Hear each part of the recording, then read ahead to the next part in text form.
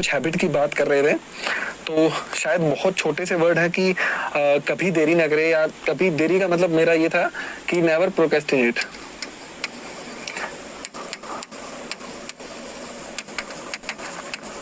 Procrastinate का मतलब है टालना। आप जब कोई काम करते हैं, जैसे आप करंट अफेयर्स डेली लिख रहे हैं, तो शायद सबसे बोरिंग काम है, इसी से मैं एग्जांपल देता हूँ। तो जब आप उसको टालते हैं तो अगले दिन वो काम दुगना बोरिंग होने वाला है। तो जब आज हम एक नॉर्मल डे में उसको नहीं कर सकते, तो उसके दुगने बोरिंग चीज को हम कैसे कर सकते हैं, ये चीज हमें सोचनी चाहिए। करंट अफेयर्स को डेली नोट करना है। अगर आप उसको टालेंगे तो अगले दिन वो दुगना होगा, उससे अगले दिन 3 गुना, उससे अगले दिन 4 गुना। ये चीज हमेशा चलती रहेगी। इसके बजाय आपको ये करना है कि डेली, चाहे वो बोरिंग हो, चाहे आपको अच्छा नहीं लगे, अच्छा लग रहा है चाहे नहीं लग रहा है, करना है तो करना है। क्योंकि बना भी तो आईएएस रहे हैं ना। अब आपको डिस्ट्रिक्ट कलेक्टर बना दिया, पूरे जिले की आपको जिम्मेदारी दे दी, कैसे कर पाओगे? ऐसे टालोगे तो कहीं कोई राइट्स हो गए, कहीं कोई डिजास्टर आ गया तो आप तो बोलोगे कल करेंगे, तो ऐसे थोड़ी चलेगा, करना तो पड़ेगा ना। तो जब अभी नहीं कर सकते तो डिस्ट्रिक्ट कलेक्टर बनने के बाद में तो मतलब ही नहीं है कि आप कर पाओगे। तो ये कभी चीजें टालनी नहीं है, हमेशा उसी दिन ही काम करने का ट्राई करना है। एक्सेप्शनल केसेस होते हैं, कुछ इंसिडेंट ऐसे होते हैं जो हमें टालने पड़ जाते हैं कई बार काम, लेकिन जनरली ऐसा हमेशा ट्राई कीजिए कि जो काम आपने लक्ष्य लेके चले हैं वो उसी दिन ही करना। लक्ष्य कैसे लेके चलना है वो अभी डिस्कशन करते हैं। हमेशा खुद के प्रति ईमानदार रहें। जैसे आप प्रीलिम्स की टेस्ट सीरीज देने गए, मार्क्स कम आ गए, तो आप जस्टिफाई करते हैं, जस्टिफिकेशन देते हैं, फिर आप लॉयर बनते हैं कि ये हुआ था, ये हुआ था, उस दिन तो नींद नहीं आई, उस दिन तो दोस्त ने बुला लिया था, या क्वेश्चन पेपर में गलतियां थी। ये होते हैं एक्सक्यूजेस। एक्सक्यूज नहीं देने, हमेशा ऑनेस्ट रहना कि हाँ भाई तैयारी कम थी, मार्क्स नहीं आए। मेंस की टेस्ट सीरीज में नहीं आते तो हम दोष देते हैं पेपर सेट करने वाले को, चेक करने वाले को कि नहीं ये तो ऐसे है वैसे है, इस तरीके से क्वेश्चन कभी आते हैं। ये नहीं, मतलब कम से कम आप करके आए हैं तो इतनी ऑनेस्टी तो रखिए कि आप उस ईमानदारी से एक्सेप्ट कर लें कि नहीं, मतलब हाँ मैंने ये काम किया है, मेरे मार्क्स कम आए, मुझे और तैयारी करने की जरूरत है। तो ईमानदारी की जो वैल्यू है ना, जो हम एथिक्स में पढ़ते हैं, जो ऑनेस्टी की वैल्यू है, प्रोबिटी है, इंटीग्रिटी है, ये जब आती है तो मतलब जनरली बहुत प्रोडक्टिविटी होने लग जाती है खुद के प्रति। जो हिंदी में निर्मम आत्म मूल्यांकन बोलते हैं, इंट्रोस्पेक्शन, वो जब हम खुद का करते हैं तो हमें पता लगता है कि हम कितने पानी में हैं। क्योंकि यूपीएससी आपको किसी 4 बंदों को तो शो करना नहीं है, ये तो एग्जाम है, इसमें आपको लड़के अपनी रैंक सिक्योर करनी पड़ेगी। तो किसी अपने दोस्तों को हमें कुछ साबित करना कि नहीं मैं तो ये नहीं कर पाया, मैं तो टॉपर हूँ, मैं ये हूँ, इसके बजाय आपको खुद के प्रति खुद से सेटिस्फाई नहीं होना है कि ठीक है मतलब मेरा कंपटीशन इतने लोगों से नहीं है, मेरा कंपटीशन है कि मेरे को आईएएस बनना है। शायद उनको हराना भी हमारा मकसद ना हो बाकियों को, लेकिन हमारा मकसद आईएएस बनना है, तो इतनी ईमानदारी तो रखनी पड़ेगी इतने बड़े गोल को अचीव करने के लिए। इसका ये बोलते हैं कि आप पढ़ना तब बंद करें जब आपने अपना टारगेट डेली पूरा कर लिया, ना कि तब जब आप थक गए हो। देखो थकान हर किसी को होती है, थोड़ी बहुत थकान चल जाती है, हम कर सकते हैं काम, इतनी हमारे बॉडी की कैपेसिटी होती है। कई बार जब हम नहीं करना चाहते हैं तो अपने आप बॉडी टायर्ड हो जाती है। कई बार हम जब करना चाहते हैं, पूरे डेडिकेटेड होते हैं, तो 12-13 घंटे तक भी हमें पता नहीं चलता कि हम आज थके हुए हैं या नहीं है। तो वही बात है, जब आप देरी करने का इस तरीके के हैबिट्स मन में लाते हैं जो सही नहीं है, तो आप टाइम से पहले ही थक जाते हैं। लेकिन एक चीज हमेशा ध्यान रखें कि छोटे लक्ष्य लें और उन्हें पूरा करने का ट्राई करें। जब बहुत हार्ड लक्ष्य लेंगे तो फिर डिमोटिवेशन लेवल हो सकता है, आप टारगेट पूरा नहीं कर पाए।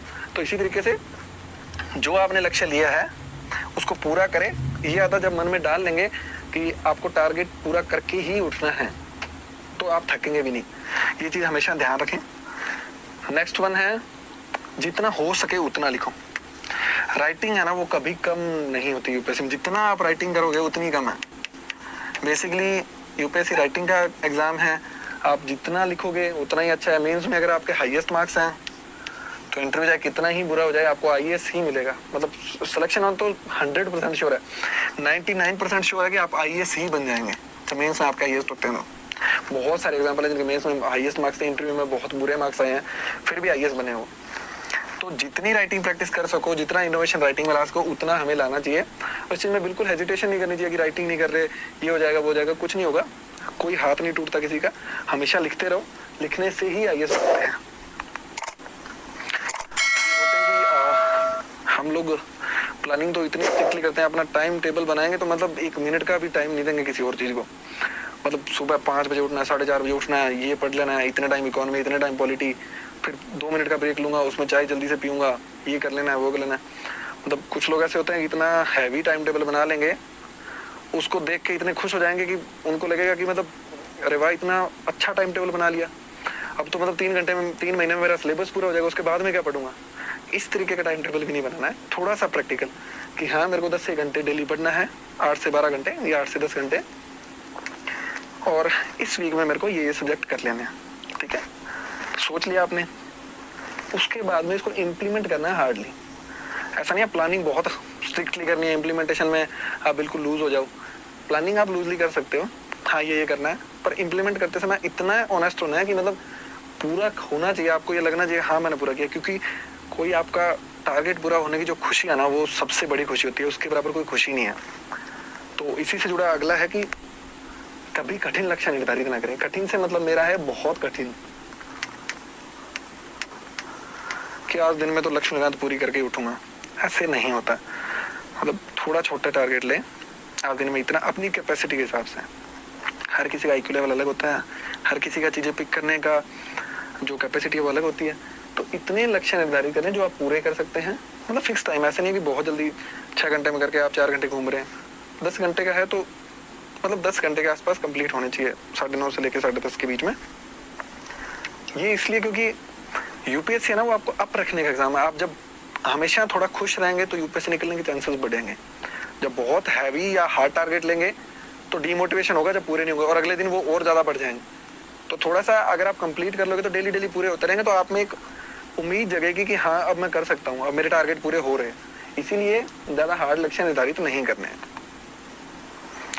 टेस्ट सीरीज से कभी नहीं चूकना है, प्रीलिम्स या मेंस। इसके बारे में मैं ये कहना चाहूंगा कि टेस्ट सीरीज वो है जो आपको अपने एग्जाम के बहुत पास ले जाएगी। मतलब आप बहुत दूर खड़े हैं तो काफी हद तक का रास्ता टेस्ट सीरीज तय कर देगी, बशर्ते आप इसको सीरियसली ले रहे हैं, आप हर टेस्ट लिख रहे हैं, हर टेस्ट को अच्छे से एनालाइज कर रहे हैं, खुद का मूल्यांकन कर रहे हैं, अपना टाइम मैनेजमेंट सीख रहे हैं, ब्रेन को ट्रेन कर रहे हैं और टेस्ट सीरीज के हिसाब से खुद चल रहे हैं। ये करते हैं तो आपको बहुत फायदा होगा टेस्ट सीरीज का।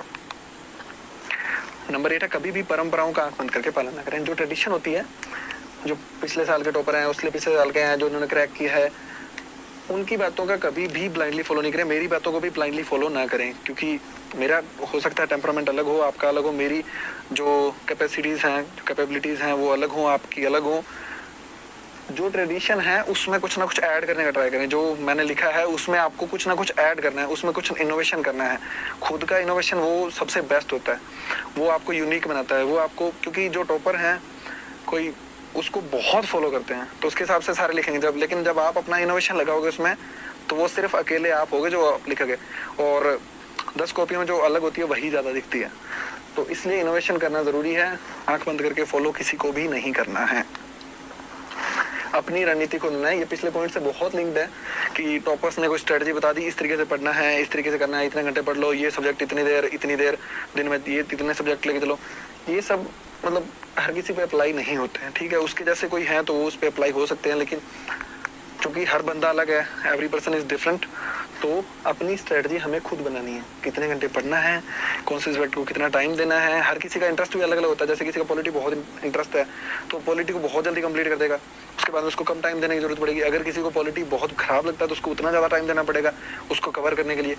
तो अपनी स्ट्रेटजी जब हम खुद बनाते हैं तो वो हमारी स्ट्रेटजी होती है, उसके हिसाब से ही पास कर सकते हैं। ऐसा नहीं है कि किसी टॉपर को देख लिया, उसकी स्ट्रेटजी देखी और उसके हिसाब से अपन खुद को ढाल रहे हैं, लेकिन खुद को चेंज भी तो नहीं करना है। यूपीएससी है वो तुम खुद रह के निकाल सकते हो, ना कि दूसरे के शू में खुद को मतलब डाल के। तो ये चीज ध्यान रखने वाली है कि अपनी स्ट्रेटजी खुद बनानी है।